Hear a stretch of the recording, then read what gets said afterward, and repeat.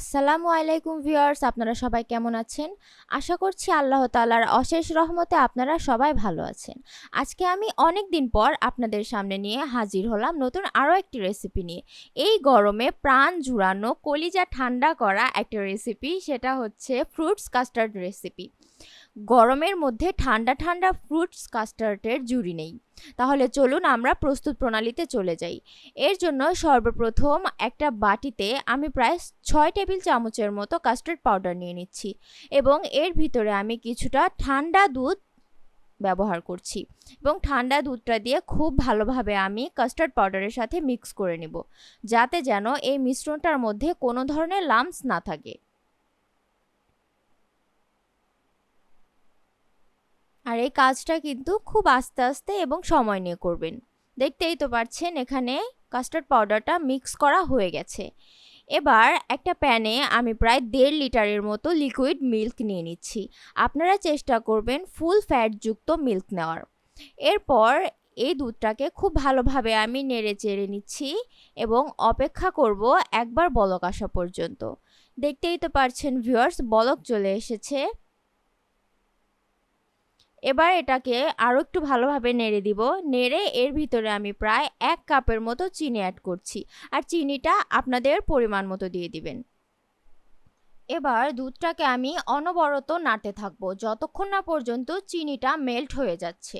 চিনিটা যখন মেল্ট হয়ে যাবে সে পর্যায়ে আমি এর ভিতরে সেই যে আগে থেকে গুলিয়ে রাখা কাস্টার্ড পাউডারটা এই দুধের ভিতরে অ্যাড করে দিচ্ছি এবং কন্টিনিউয়াসলি দুধটাকে নাড়তে হবে, যাতে যেন কাস্টার্ড পাউডার দলা পেকে না যায়।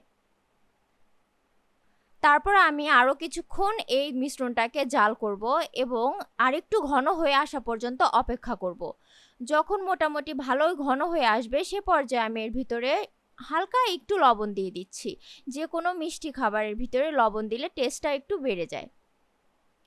লবণ দিয়ে আমি ভালোভাবে মিক্স করে নিচ্ছি এবং আপনারা দেখতেই তো পাচ্ছেন ঘনত্বটা কীরকম হবে। কাস্টার্ডের মিশ্রণটা আমি একটা বোলে নিয়ে নিয়েছি এবং রুম টেম্পারেচারে আসা পর্যন্ত আমি এটাকে বাইরে রেখেছিলাম। তারপরে 1 ঘন্টার জন্য আমি নর্মাল রেফ্রিজারেটরে রেখেছিলাম, যাতে যেন খুব ভালো একটা ঠান্ডা রিফ্রেশমেন্ট এর ভিতরে চলে আসে। এখানে আমি আমার পছন্দ অনুসারে কিছু ফল ফ্রুটস নিয়ে নিয়েছি, সেগুলো আমি এর ভিতরে অ্যাড করে দিচ্ছি। আপনারা আপনাদের পছন্দ মতো যে কোনো ফ্রুটস এখানে দিতে পারেন, কিন্তু খেয়াল রাখবেন যেসব ফ্রুটস থেকে একটু পানি ছাড়ে সেসব ফ্রুটস দেওয়া থেকে বিরত থাকবেন। এবার আমি খুব ভালোভাবে কাস্টার্ডের সাথে ফ্রুটসগুলোকে মিক্স করে নিব। আর ভিউয়ার্স, অবশ্যই কিন্তু এই কাজটা খাওয়ার আগ দিয়ে করবেন। তারপরে আমি গার্নিশিংয়ের জন্য এর উপরে কিছুটা ফ্রুটস দিয়ে দিচ্ছি। এতে দেখতে যেরকম সুন্দর হয়, খেতেও আরও বেশি মজা লাগে।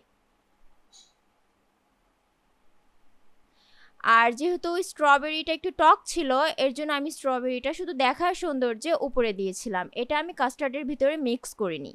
তো ভিউয়ার্স, দেখতেই তো পারলেন কতটা সহজে আমি বাসায় কাস্টার্ড তৈরি করে ফেললাম। যেহেতু এখানে অনেক প্রকারের ফ্রুটস ব্যবহার করা হয়েছে, সেহেতু কিন্তু এই কাস্টার্ডটা খুবই হেলদি। আপনারা আপনাদের পরিবারের সকল মেম্বারকে এই কাস্টার্ডটা বানিয়ে খাওয়াতে পারেন। যদি আমার ভিডিওটা ভালো লেগে থাকে তাহলে আমার রেসিপিটা আপনারা শেয়ার করবেন এবং আমার চ্যানেলটাকে সাবস্ক্রাইব করে রাখবেন। অবশ্যই বেল আইকনটিও ক্লিক করে রাখবেন এবং পরিবার, আত্মীয় স্বজন সকলের সাথে শেয়ার করবেন। আমার জন্য দোয়া করবেন। আসসালামু আলাইকুম ওয়া রাহমাতুল্লাহি ওয়া বারাকাতুহু।